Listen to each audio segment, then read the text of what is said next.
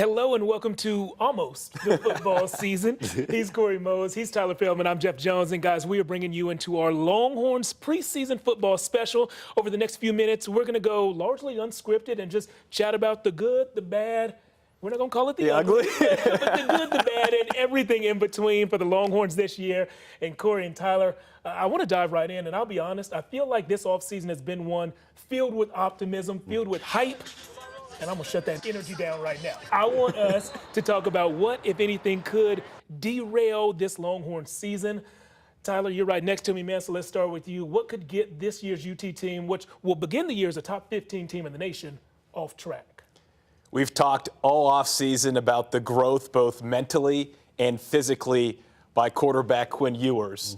But what if that doesn't translate into what everyone expects him to become this season? No more mullet. He's got the buzz cut now. I'm not sure what kind of factor that plays, except that maybe he looks at himself differently in the mirror now, which I think does matter when you're the starting quarterback, especially at a school like Texas. But let me tell you, if he doesn't perform the way in which I think a lot of experts, including many of us, do think that he can do so this year, then what happens? Obviously, you have Malik Murphy, you've got Arch Manning, you've got options sitting behind Quinn.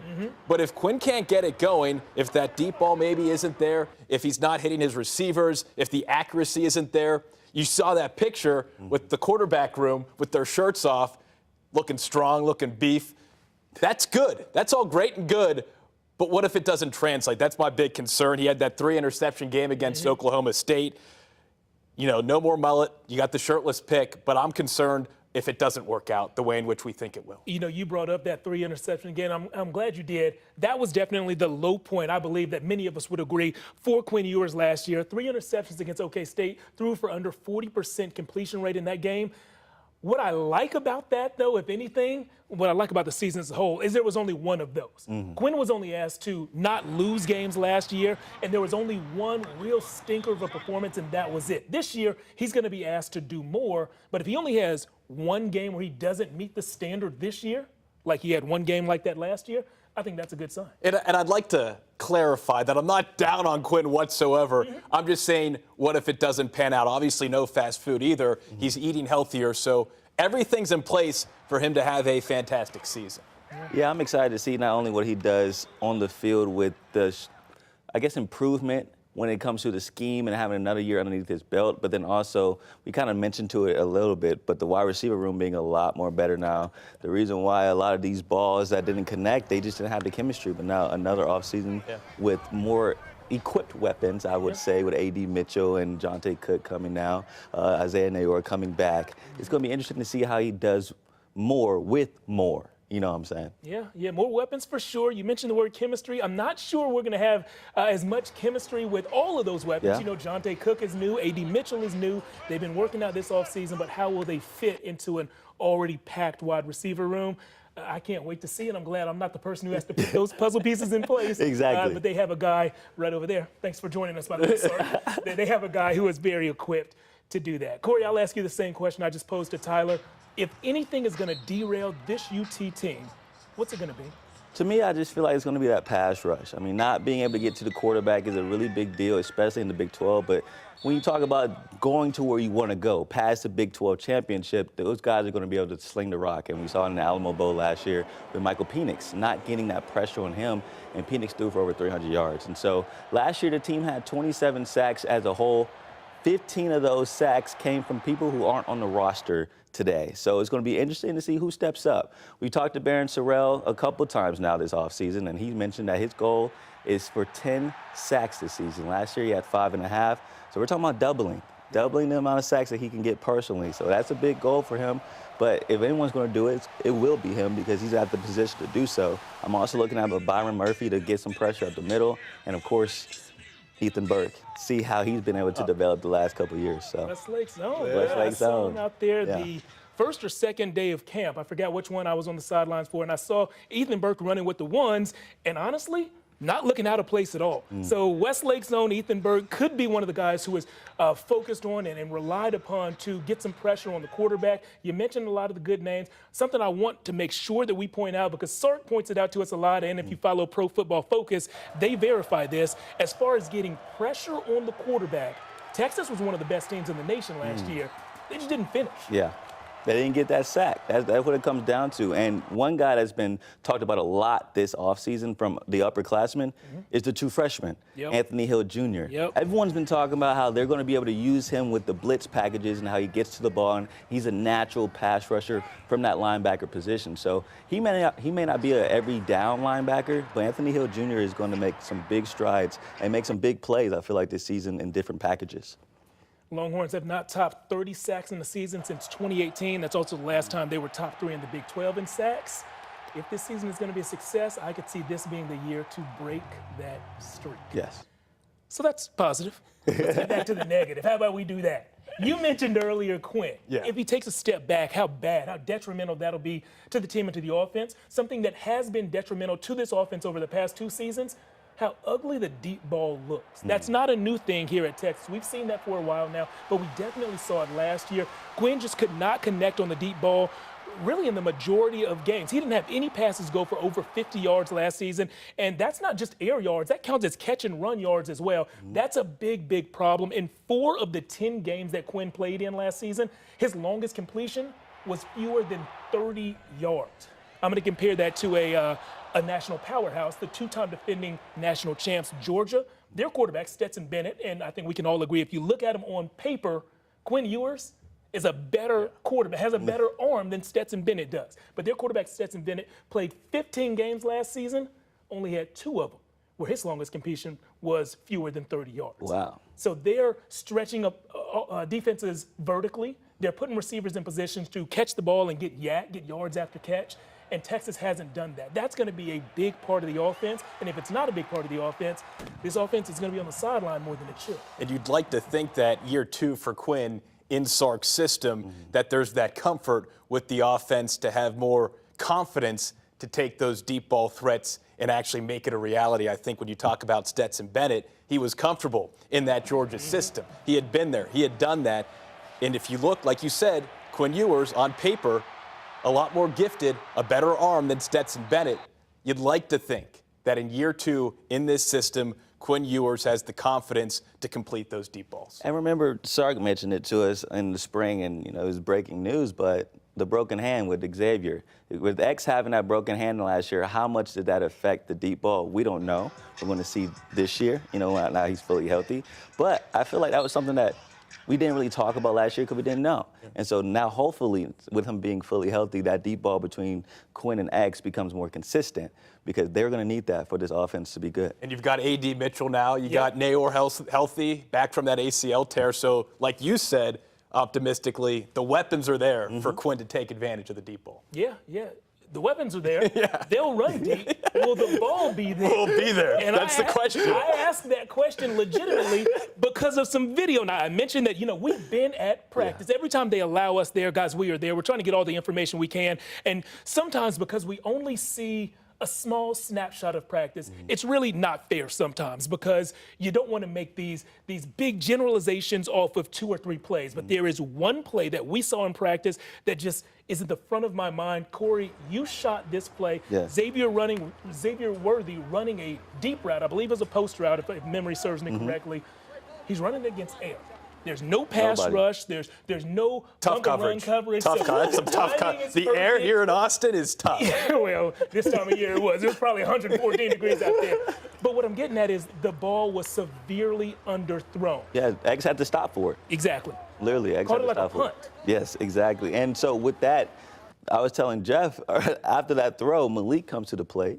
And he launches a dime to Jonte on the run. And so those are the differences that we're seeing in practice. Now, mind you, like you mentioned, it's one play. But that is something that I took notice of. It's like, well, X had to stop for his ball. Jonte Cook had to keep on running to catch up to it. And with these deep balls, those tiny little engagements at the point of reception is a big deal. Whether it's behind you or in front of you, that can cause a turnover or it can cause a touchdown. And when Sark talks about the competition in that quarterback room, you'd like to think that having Malik do that in practice, having Arch run for a 50-plus yard touchdown run in the scrimmage, that motivates Quinn to say, I have this job, but I have to keep this job, and here's what I need to do to keep that job. And he's doing everything right. Back to my possible derailment, though, he needs to perform. And, you know, to put a positive spin on this, we saw one pass that looked that bad. We've seen Malik throw some balls that are on the money. We've heard about Arch breaking off these 50-yard runs in scrimmages, and there's no quarterback controversy. None. Like, Quinn has locked this job down and secured it. So whatever he's doing that we're not seeing in practice must be outstanding, because the things that we do see and the things that we hear about are pretty dang good. And well, I think it's, I just had one more point with Quinn. Ahead, make it. You know, you talked about this thing that we're not seeing, and we're not seeing the leadership. I think they have been, there's a new turn, I guess you say, from what I've heard from Quinn, is that he's become more of that leader in the locker room. He's in the locker room talking to people, making sure everyone gets riled up a little bit before practices, you know, being more of that vocal guy that he's been telling us for the past year he's trying to grow in. And it turns out he has been. I don't know if it's the haircut, but definitely been taken more seriously nowadays. And that's good to hear that the locker room is buying into this guy. And yes, there may be some things on the field that we're not be seeing, but I'm hearing a lot about the way he's helping out the leadership side of things, and that's a big deal coming from the quarterback. And the word that Sark has used during camp, perception. That haircut, perception of Quinn totally changes. And so to your point, that leadership, I think, if you perceive something, then you start to believe it a lot more. And I think for Quinn, as a young quarterback learning how to lead, that's really helping him out. Yeah. You show respect to the barbers. You get respect from your teammates. I see exactly what you're saying, and I say this as a man with a fresh face. We've had enough conversations about the barbershop for me not to laugh at that. That's true, yeah. Well, since we have these smiles on our faces, let's make the Longhorns fans smile by talking about why they should be excited about this team. This is a team that's projected to win the Big 12 championship in its last year in this conference. I believe Vegas has the over-under set at 10.5 wins for this year's Longhorns. That's huge. They're going to start the year as a top 15 team in the nation. There are plenty of reasons for optimism. Tyler, what's at the top of that list? I'm going on the defensive side of the ball. Jalen Ford. We are going to be hearing his name a ton, not just here in Austin, not just here in the state of Texas, but nationally. He should have been named Defensive Player of the Year in the Big 12 last year. He was all Big 12 first team. We don't have to get into that right now. But he's older than most people think. Fourth year now on the 40. He had 4 interceptions last year, and that ties a program record for a single season at the linebacker position with Derek Johnson. Derek Johnson's actually been helping Jalen Ford out this offseason, especially with forcing fumbles. So Jalen Ford, I remember talking with him after the bowl game in San Antonio, and he was asked, hey, are you coming back next year? He wasn't sure. Then in spring ball in March, he talked about with us, with the media, why he decided to come back, and he said he still wanted to be with his brothers. He had a lot more to accomplish, and he would have just been a second-round pick. That's what a lot of people were telling him. Well, this guy, if he has the same season, if he elevates even more than what he did last year, he's going to be a top-tier first-round draft pick, and it's because of his discipline, his strength, his speed, his athleticism, his smarts. This guy loves football, and I think he had 119 tackles last season. I think he's going to smash that. He's going to be the staple on this Texas defense. You need that guy at that linebacker position to anchor the secondary, to anchor that defensive front. He's the guy to do it, and he said that he's not afraid to be the bad boy when it comes to leadership. Like, you can't be friends with everyone. Sometimes you have to have the tough conversation with some of your teammates, and I think when I heard him say that, that's when I knew this guy means business. He doesn't just want this for himself. He wants this for the team, and I think you look at that over-under 10.5 wins for Texas. If Jalen Ford can elevate like I think he can, then that Texas defense, Pete Kwiatkowski is going to be really happy he's got 41 on his side. The bad boy. That's like the Chris Kirkpatrick of the Longhorns defense. Hey, he said he's not afraid to be the bad boy. I was thinking Martin Lawrence. Martin Lawrence. All right, there we go. I'll be the Will bad Smith. boys. And I'll just be me. Rio Union? Yeah, sure. Sure. I don't know if I can pull that off. I don't know if I can pull that off. But you're right, though. Jalen has talked about being the best linebacker in the country. Yeah. It means something when you say it, in my opinion. When you vocalize being the best, and you think you can truly believe it, that's the first step, is believing it. And he's believing it now. But now, is he going to practice every single day to achieve that mark? We're going to see this season. Well, look what I circled right here. What did I say? Wants to be the best. Wants to be the best. He didn't practice. That's good notes. See, I put it on my notes and circled it, but just didn't say it. wants to be the best. Well, lucky for us, it's not just the three of us saying it. Jalen actually said that recently as well.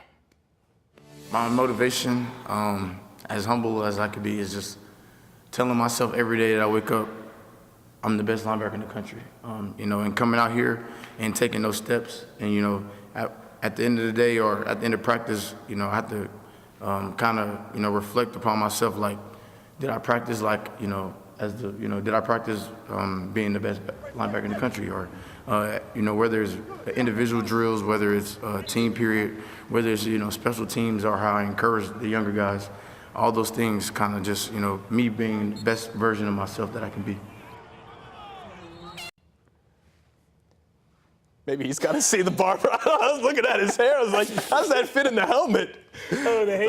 Yeah. Might have to Talking about your fade. Maybe hook him up with your barber. Yeah, hey, wherever the power is, maybe it's in his hair. Yeah. But wherever it is, I think he's going to have a great season. You mentioned the Derek Johnson connection this year. He's not formally on the coaching staff, but he is at practice often.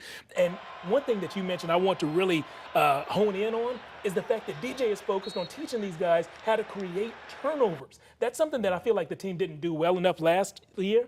And whenever people think Longhorns fans, longtime Longhorn fans, think about Derek Johnson, they think about that club, forcing fumbles. And if Jalen Ford can add that to his game, like you said, I think he's a first-rounder. I feel like you're honing in on the splash plays. Offensively, where's that deep ball? Defensively, we didn't see a ton of turnovers. So yeah. I think Texas obviously has the capabilities on both sides of the ball to have those splash plays, whether it's the deep ball or forcing the turnovers. This Texas team certainly has the ability, if they want to force those splash plays. And I think that's necessary because last year, 8-5 season, they didn't have enough. They could have won a game here or there had they forced one or two more turnovers, connected on one or two more deep balls. The funny thing, you speak about that, the person that felt like that did make those turnovers was Jalen Ford. The interception against Iowa State to kind of finish that game off. He had some big plays against Alabama. I know he had an interception against Baylor as well. So, there's so many different things that he did defensively. Then the one guy that did force the turnovers should have won Big 12 Player of the Year, but we're not going to talk about that like you mentioned. But yes, you're right. Head scratcher. Other than Jalen Ford, who else created turnovers? There wasn't many people out there, maybe a Jahdae Barron, but other than that, don't really know. But he's a guy we'll look at, Jahdae. Jalen Catalon. I mean, there's guys now on this team to make plays. Yes. Ryan Watts. Side of the ball. Yeah. Who over there on offense is worth getting excited about, a reason for optimism? Yeah, we talked about him a little bit already, but I got a different name for you. Thin Ewers, not Quinn Ewers. There we go. Dropped to 195 pounds according to the Texas website. But the dude's eating healthier now. The dude's being able to have a longevity in his career. That's what he's trying to go for, because the projections are he's going to be a first-round draft pick, maybe a top 10 draft pick. And to do that, I feel like he's going to have to get his body right. And this is his first step. Now, will he be at 195 for the rest of the season going into the combine? I doubt it. He'll probably put on some more pounds. Maybe 196. Maybe 196, just one more extra. But you need a good foundation. And now he's resetting his body by not eating a certain fast food, apparently. Yeah, I laid off the Chick-fil-A that I was having a lot. Big Chick-fil-A fan. And, just not as much fast food. I was more focused on, eating what the university provides. Higher doses of protein, less carbs, more vegetables, just the healthy stuff. So, yeah, giving up Chick-fil-A couldn't be me, but yeah, I think we saw that. Yeah, definitely. Maybe pull that clip, put that in this. Definitely not. Quinn, I could not be. You see this? Crispy, juicy. Rubbing it in his face. How can you not? I get it. I get why you do it. I get why you wanted to change your body. And hopefully it works out because, it felt like at the end of this year last year, it kind of got to him a little bit when it came to stamina at end of games. Throws are getting a little bit short on those deep balls. And so being able to finish games out the way you started them will be a big key to Quinn's success. But like we mentioned, what else would be a big key? All these weapons he has. There's no really weak point in this receiving crew, including JT Sanders that you can use up the seam. He has weapons on every single aspect of the field. Can he utilize them? That's the question, but he's thin now. So maybe Thin Ewers can figure it out. And that O-line is thick. That O-line is very thick. That's He's true. going to have a That's lot of three protection. Cs. He wants to thin out. He's got enough protection up front with those 5 returners to be just fine. Yeah, O-line is big in size and big in knowledge as well. 101 combined starts along the Texas offensive line this year. All 5 starters from last year return. And offensive line coach and offensive coordinator Kyle Flood told us that he feels like he has 8 starting caliber players on this team. He likes to have 10, but he'll settle for 8 right now and see if they can develop those other 2 as they come along. This O-line looks scary, and I like that they're experienced all across the board, but I like where they're best. Your most experienced player is a 5th-year senior Christian Jones. He's at one of the tackle positions. Your best player, your most talented one, Kelvin Banks, is at the other tackle position, and your second most experienced player, Jake Majors, is at the center position. Those are the 3 key linchpin figures on your offensive line, and the 2 guards are experienced, high-caliber recruits who have played at a high level before, and I think they can play at a high level again. I want to talk about, in particular, Jake Majors, that center. Everybody's going to talk about Kelvin Banks. He's a future top 10 pick maybe. Yeah. But Jake Majors, I think he's a future pro as well. And I'm not great at assigning nicknames, but apparently Coach Flood is, because he had an interesting nickname for a center. He's a lot of fun to coach. He really is. He's a football cyborg. He loves the game at an elite level. He'll send me videos that he sees online that people post about offensive line, and he'll ask me questions and things like that. But he comes into the game plan every week with great questions. He's a phenomenal communicator. The position of center is much more than a physical skill set. It's a personality. You have to have the right personality to take responsibility for everybody on every play. Got to be in charge of everybody on every play. I like that. Also, I want to call you guys sports broadcasting cyborgs from now on. Is that okay with y'all? I love broadcasting. Yeah, cyborg voice. I don't know, a ringtone still a thing? If so, that's going to be your ringtone from now on whenever you It's not going to be mine. You're welcome to use it as yours. It's not going to be mine. Your wife's going to be like, Jeff, what's going on there? Who's calling you right And that's just cyborg. Don't worry about that. I'll tell you what, Jake is definitely not giving up Chick-fil-A. That offensive line is definitely still eating that Chick-fil-A. They're doing the anti-Quinn Ewers diet because they are huge. You said scary. I wouldn't want to go up against him. Who is Bevo cheering for this year that maybe he wasn't getting up and cheering for last year? Who are going to be some breakout stars, Tyler? Well, speaking of Bevo, I'm going to make an ice cream comparison here. Like you're at Amy's Ice Creams. You're trying to figure out what flavor. To me, that's the Texas running back room right now. You have Jonathan Brooks, you have Keelan Robinson, you have Cedric Baxter, Jaden Blue, all these options. Like, should I get samples of each? Like, what are we working with here? I want to buy a certain flavor, maybe a scoop or 2, but I also want to taste out who's going to be replacing Roschon Johnson and Bijan Robinson. And luckily for Kyle Flood, Steve Sarkisian, and this Texas offense, they have a lot of weapons. I will hone in on Jonathan Brooks, though. He has shown us that he can average yards, 6.5 yards per carry. That's what he averages, which is a huge number. Crazy. Huge number. We haven't seen enough of him. He had a touchdown run, touchdown catch in that bowl game this past season against Washington. He had that 70-yard run against Kansas. I really want to see how Brooks and the rest of this running back room develops over the course of the season, because we've all been talking about Quinn, but I don't think there's been enough conversation about the replacing of Bijan Robinson and Roschon Johnson. And the fact of the matter is that running back room might be just as talented with the higher ceiling than the quarterback room. There's just not the experience. So we just have to wait and see who wants to be seen and who wants to take advantage of that time out in the field, because the offensive line's there, the weapons are there to put some wrinkles in to give these running backs the opportunity to really cause some damage. I'm going to push back on the talented as the quarterback room part. I mean, Quinn and Arch were both the number 1 recruits in the nation. I just said that to ruffle the feathers of everyone who's going to watch. They're going to be like, wow, that Tyler knows nothing. What is he talking about? That guy let's rip him off the show. Forgive him, he was having a brain freeze from the ice cream. What I'm saying is underappreciated talent maybe is a better way to put it, as we all know how talented the quarterback room is. The running back room, I think, is talented, and there is a ceiling there, and it has not even been close to being reached yet. So I want to see that this season. And I was going to say, with the weapons on the outside, no one can stack 8 people in the box anymore to stop the running game that Sark has implemented. And so now you have all these different weapons that you got to contain with JT Sanders, A.D. Mitchell, Xavier Worthy, Jay Witt. It's like, oh, I can't put 8 in the box. And so that helps out a Jonathan Brooks. That helps out a Jaden Blue. That helps out a Keelan Robinson. There's C.J. Baxter. There's so many weapons in that backfield, like you mentioned. But now they have less defenders in that box. And so bigger holes, hopefully, bigger gaps to run through, which means they can keep that 6.7 average per play for Jonathan Brooks. And the last thing I want to point out here with the running back room, having so many guys that you can possibly turn to, keep the legs fresh. Yeah. In the heat of the early fall games, early kickoffs, you want to have legs, and they certainly have those, and they have options. Who's strongest in the fourth quarter? That's going to win games and decide games in the Big 12 this year. And if the answer is Texas, because of that running back room, that means good things for the guys wearing burnt orange.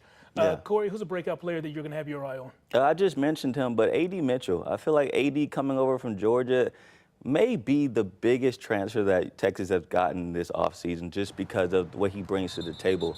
Opposite of Xavier Worthy, opposite of JT Sanders. Here's a crazy stat for you. Last year, outside of the Alamo Bowl, if you weren't named JT Sanders, Xavier Worthy, or Jordan Whittington, you averaged 10 receiving yards a game. 10. That's it. A.D. Mitchell's going to get more than 10 yards a game. And he's going to get more than just 3 touchdowns throughout this season, just because you just see him practice. He scored a touchdown at the spring game. He scored a touchdown in their first scrimmage. So clearly, Quinn is looking for him in the red zone, and you can see it at practice, the way he runs routes. He can run the deep ball, or he can go the slant route and do the short game as well. He's so versatile in what he can accomplish, and he's doing it opposite X, who is projected the first-round draft pick, and opposite JT Sanders, who arguably is the second best tight end in the nation outside of Brock Bowers out in Georgia. And so being able to have these type of things that you can bounce off of as an A.D. Mitchell coming in, I can see why he chose Texas, because, man, he's going to get a lot of one-on-one coverage, and I'll pick him over anybody one-on-one. AD is going to have more than 10 yards a game. My question is, are those extra yards that AD gets coming from someone's current yardage total, or are they added on top of the 217 that Quinn averaged a game last year? And so time will tell. That's a great question. And to answer that, my first thought would go to Jay Witt. Because Jay Witt had a couple games where he had 75 yards, 65 yards, a lot of screen games when he got those yardage, stuff like that. So I feel like Jay Witt's going to be used more as like a blocker. That's what he's great at, or screen setter. I think those are the type of ways he's going to be used. And so he may take the biggest hit out of everybody in the wide receiver room when it comes to stats, but not playing time. Okay.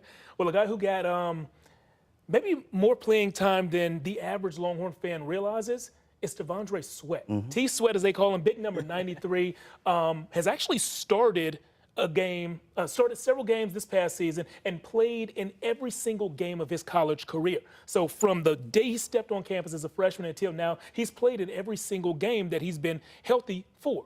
We saw him make one of the splash plays against Bama, and that safety that looked like a safety, looked like intentional grounding, was called roughing the passer, and really turned the game on its head. Had that actually been, in my mind, properly called a safety, who knows what happens? Who knows? T-Sweat is a guy who we see as a run stuffer now. I think that he's going to break out and show that he's also a pass rusher this season. He's an athletic guy. He's big, put on 42 pounds since he's been here at Texas, but he played high school basketball. Okay, so he's up in the 350, 360 range now as far as his weight goes, but he played high school basketball. This guy is an athlete. As a high school defensive end, an oversized defensive end, there was a game where he had 4.5 sacks. He is capable of rushing the passer. He's just a big guy who can do that. So don't confuse his size for him being unathletic. He's going to open a lot of eyes this year, I believe. And he's going to need to, because like I mentioned earlier, that could derail the team with no pass rush. And so it'll be nice to have someone up the middle specifically so a quarterback can't step up in the pocket to be able to force that pressure. Now he has to stay back and throw off his back foot. That would help out a lot if T-Sweat can do that. And so we've talked about kind of who the guys are on the field and what we expect them to produce this fall. But about a month ago at Big 12 Media Day, we got to know one star player better off the field. I chatted with Xavier Worthy one-on-one. The only rules to our conversation, you can't talk football. So we talked family, we talked food, and we talked cell phone etiquette. Take a look at our conversation.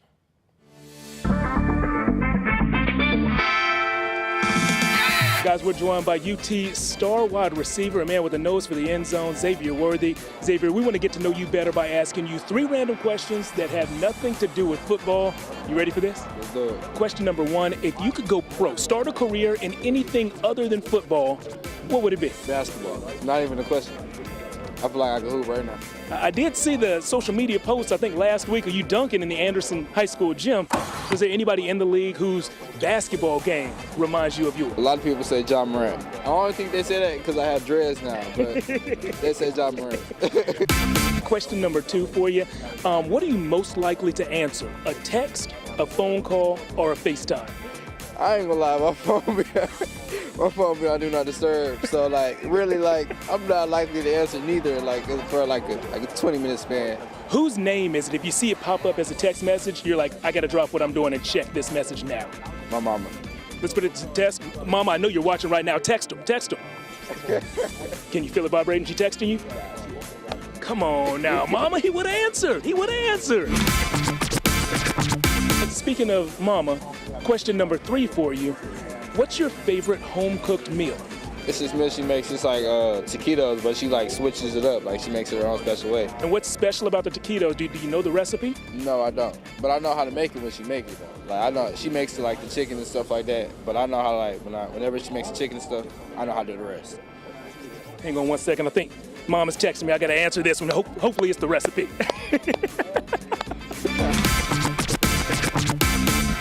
Great conversation with Xavier there. I expect him to have another year. Dude's got a nose for the end zone and has some great taste in food as well. Yeah. I want to know, though, we looked at the schedule. The schedule's out. Everybody's seen it. Is there one game other than Bama that you guys think could pose a particular problem for Texas? If so, just give me one reason real quick before we get on out of here. I'll go with Kansas to start things off, just because they have a guy at quarterback, Jalen Daniels. Shout out to the Bruz, Vegas R5. He just crossed. But Jalen is nice, man. Last year when Kansas was on a roll, it was because Jalen was healthy. Until he got hurt, that's when things started to derail for Kansas. And so now he's back, healthy, ready to go with Neal in the backfield with him.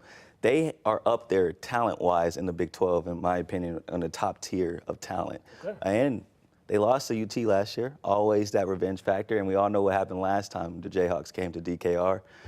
It wasn't a great ending, so we'll see how this time goes. That's one of those games that I just remember exactly where I was in that end zone watching Kansas win the game, just an unforgettable moment. Mm-hmm. I think that's still in the back of Texas's mind, despite the fact that the Longhorns beat the Jayhawks last year. My games, my trap games possibly, the 2 new Big 12 opponents, both Cougars, ironically, BYU and Houston. Texas is actually 1-4 all time against BYU. The Longhorns have won 7 straight against Houston, but I just think new opponent, new foe, new planning, new preparation. I think one of those 2 games, they shouldn't be overlooked. Neither should be overlooked. Sark will say no game's going to get overlooked, but I'm just thinking that those 2 games in particular against 2 new opponents, I'd tread lightly. Things could get a little dicey. Yeah. Who knows? Who knows? It's college football. Well, who knows what's going to happen against Tech on any given year. Man. 2 of the last 3 times that UT has played Texas Tech, those games have gone into overtime. Yeah. This year, that game takes place on Black Friday. So technically, it's a short week. So I think that's going to complicate things a little bit. It's Black Friday, and so if these guys have family members in town for Thanksgiving, or if they're feeling bad about not being home for Thanksgiving, there is a human element that could come to play in that game. And if Texas has the season that we believe they're going to have, entering the final week of the regular season, they may have already locked up a trip to the Big 12 championship game. Mm-hmm. So maybe they're looking ahead to that. I think there are reasons for that Tech game to be at the front of everyone's mind. Taj Brooks, ready to rock and roll for the Red Raiders. Come back, and I would say we all know Tech takes that game as their Super Bowl every year. So could be the last time Tech plays UT in decades. Yeah. And so I know they want to get the last laugh for sure. That. You know that. Well, that was an awkward laugh. I hope that you guys enjoyed many of not awkward laughs. There's the last laugh. You guys, thanks for joining us. Hope you're able to have many last laughs like Tyler has had, and hope you're able to learn a little bit about the Longhorns, agree with us, disagree with us, but thanks for joining us.